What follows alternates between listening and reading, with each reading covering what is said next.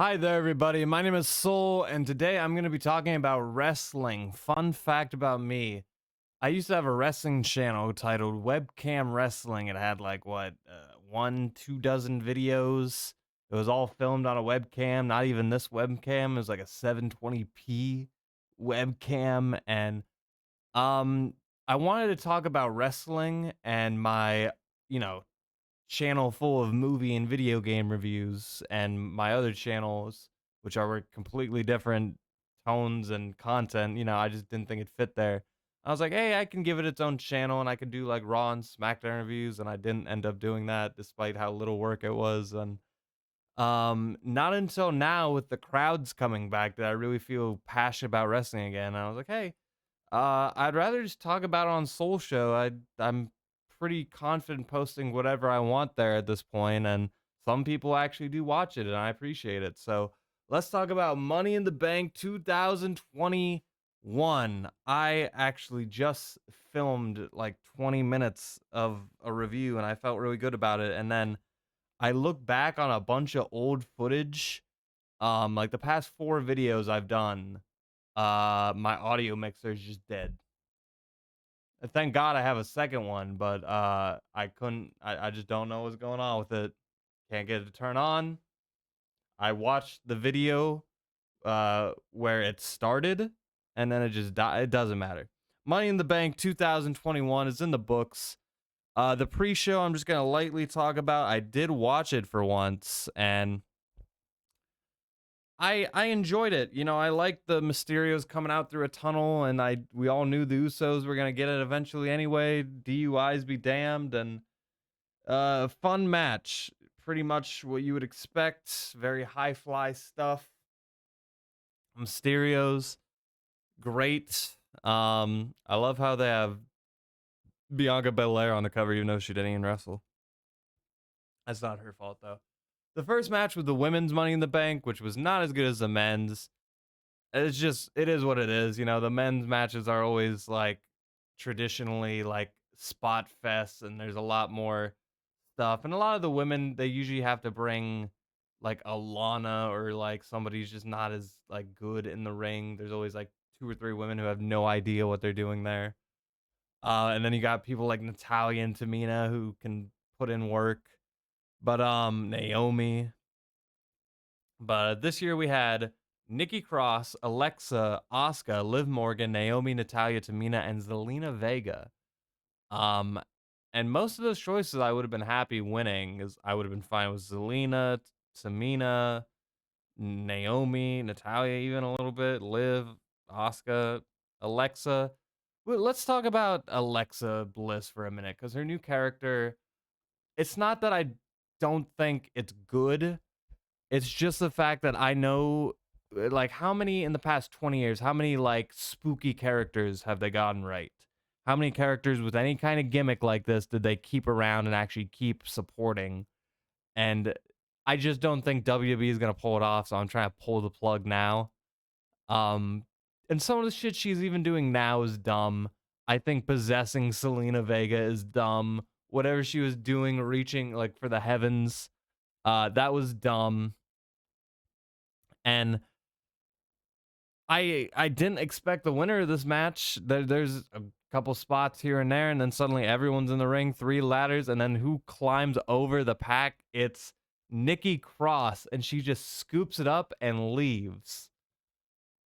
I'm sorry, Nikki ASH. Never in a million years I think it'd be Nikki Cross walking out of this, but here we are, and I think she might actually get it. It's one of those like rare. I sometimes I think like mid card people that just won't ever get the title, won't ever get opportunity, and that's why matches like these are cool, especially when you don't expect it like this. It was only 15-minute long match, but it was pretty damn good.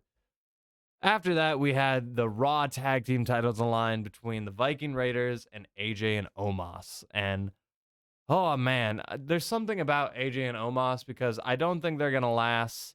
I don't know what Omos's future is gonna be in the company in general, but The reason I would rather support AJ and Omos is because the Viking Raiders are a solid, good tag team that makes sense.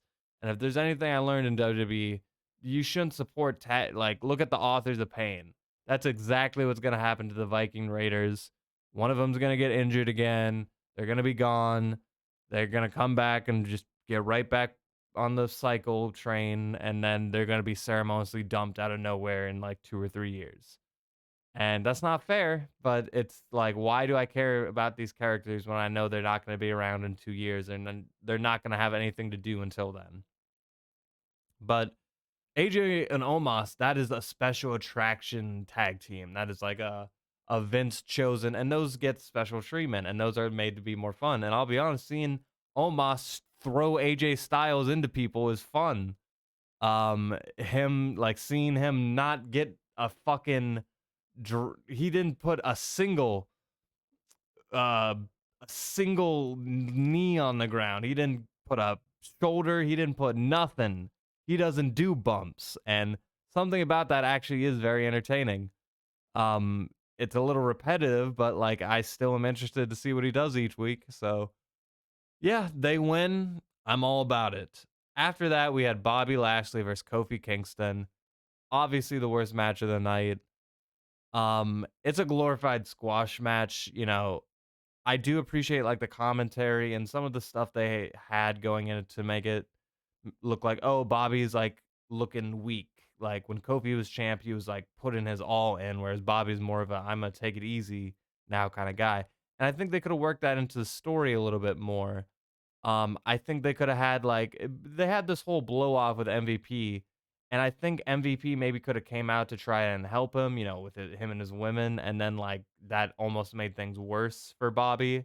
And then he realizes, oh, shenanigans be damned, I'm gonna win. Fuck MVP. And like I think that would have been a better arc and a better hope spot. It would have made Kofi look less dumb.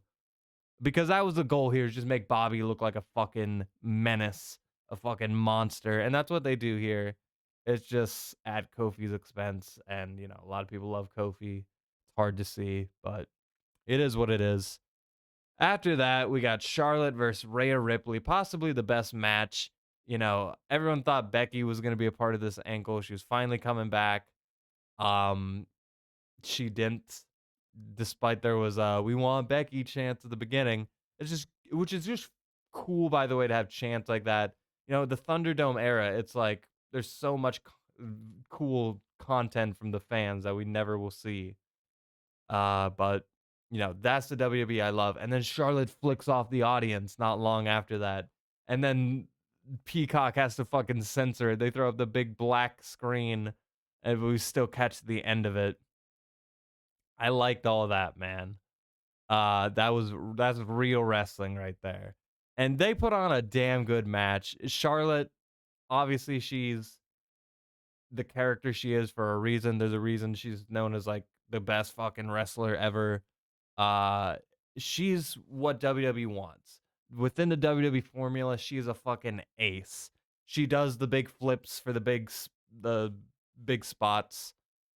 She has the emotional faces for like the submissions and like the other WWE like big like they kicked out and all the hope spots. She nails all that. Um, Everything about her is perfect for this industry. She won the title again. Yeah, spoiler alert. But Rhea, man, she may never beat Charlotte, but like she looks damn good beside her. She looks strong. She is still in the main event scene, and it's her first world title.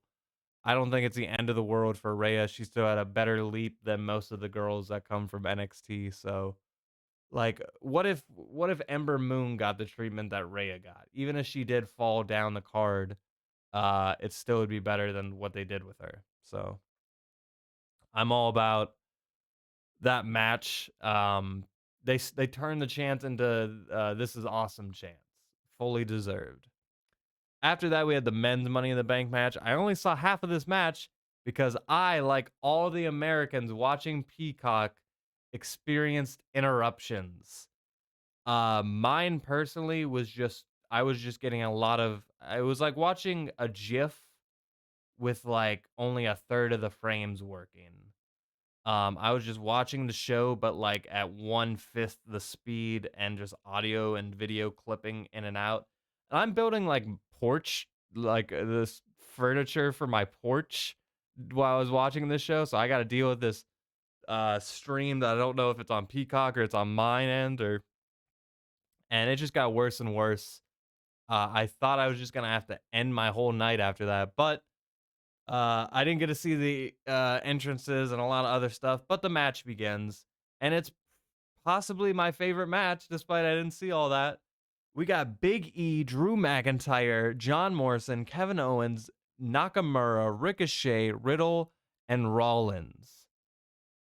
Like, good God, other than maybe Riddle, I'd be fine with any one of those guys taking it home. I would have been fine with Big E, Drew, Morrison, Owens, Nakamura, Ricochet, Rollins. Rollins makes sense for the story. Like, they could make a story really easily out of that. Ricochet is Ricochet. Obviously, I'd be down for finally pushing him. Shinsuke, I'd be fine with rising back up. Kevin Owens, sure, why not? John Morrison, I've been waiting for that man to get a world title for like a decade now. Drew McIntyre also makes sense, but they went with the Big E. They remembered that they had plans to push him, and they finally did. And it was a long celebration, but it was damn worth it. Especially like there's a lot of big spots in this match. Shout out to Kevin Owen for taking the suplex and landing perfectly on that table. The other spot where he went through the ladder, um, the uh the Ricochet spot where he bounced off it and then did like that swan dive. That was all great. There were so many great spots in this match. Then there's the thing with Jinder coming in and taking out Drew. That was interesting, I guess. John Morrison and Seth teaming up. That was good stuff. Good stuff everywhere in this match. The RKO's off the ladder. But they end it with just a classic big ending off the ladder. Nothing too crazy, but we've never seen it before. At least I haven't. And beautiful. Takes the money home. Big E, I can't wait for him to become world champion, which I fully expect him to, and I'll be upset if he doesn't. Anyway, the final match of the night, Roman Reigns versus Edge, the two men you see here before you. Roman Reigns, I used to hate this motherfucker. He was the worst character in all of wrestling, and now look at him. Now he's on top of the world. He's probably my favorite thing in this industry right now. I love him. I love the story. Edge is a great foil because I don't know, there's something about retired Edge just blasting some Metalingus and like there's something about the new Edge I really like. Um I actually care. Like I pretty much know how most of his matches are gonna end, but I am excited nonetheless. And they told some good stories here. There was obviously a bunch of interference. They had a ref dump spot. They had the Usos come down for a bit. Seth Rollins got in there, then he left, and then he came back and just straight up cost Edge the match. Which is gonna set up Edge versus Roman. And then look who do you know? John Cena comes out, so they're also setting up Cena Roman. God. So I don't think we'll ever just get Edge versus Roman clean 100%. At this point, we don't really need to. You know, these guys were able to squeak out one more main event, but now we're on to bigger, better things. And that's kind of how I thought about Money in the Bank in general. This was a great pay-per-view, but this was just kind of once we got the doors open, that's when we're hitting reset and starting over for everybody. And this is just step one for Roman, step one for Edge. And I think that's perfectly fine. We're setting up, you know, Charlotte, obviously, for potential Becky fight or whatever else they're doing. SummerSlam is the bigger priority, and SummerSlam is probably going to be like one of the best things WWE has done in a long time. So, and this already was. This pay-per-view was probably one of the best pay-per-views in I don't know how long. That's because they had solid matches, good storytelling, and the crowds. The crowds made this possible. This would have been a different pay-per-view in the Thunderdome. That being said, the Roman Edge match was way too long. it was disrespectful how long they were out there. Roman's entrance, I don't know if he was just like, what does Undertaker get? Yeah, add 30 seconds on that. That was ridiculous. And, there's a lot of in-ring psychology. I like, Roman's going to take his time and stuff like that. And I think a lot of that does tell a better story. Like if I wasn't a wrestling fan and I watched this match, whereas the other ones, you kind of got to like be fast on like what they're trying to tell. So you've seen those WrestleMania matches where they're just like, go, go, go. This match was the exact opposite, especially, Edge is retired. They took it slow. There's a decent amount of rest holds. But the story that they're able to tell with that, pretty phenomenal. That's all that matters. That is all that matters to me. And they're able to achieve that. I don't know if it's my favorite match, though, because, again, though, it was just way too long. It got boring. For better or for worse. So yeah, that was Money in the Bank. A couple ups, a couple downs, but mostly ups. The story has finally like really got a smoke up under its ass. I don't know how many pay-per-views I watched and I just didn't even think about it the next day. But here I am the next day talking about it. And even after my audio got corrupted, or I didn't even have audio, I filmed it again. Here we are. I'd give this pay-per-view like a 4 out of 5. Do I do pay-per-view scores? I don't even know. Anyway, so that was my thoughts on Money in the Bank 2021. I'm all about Big E, Nikki, Charlotte, of course, always. Title changes, very good stuff. But Roman Reigns, still best part of the show. What a time. Thank you so much for watching, everybody. I'll see you in the next one. And with that, I leave you.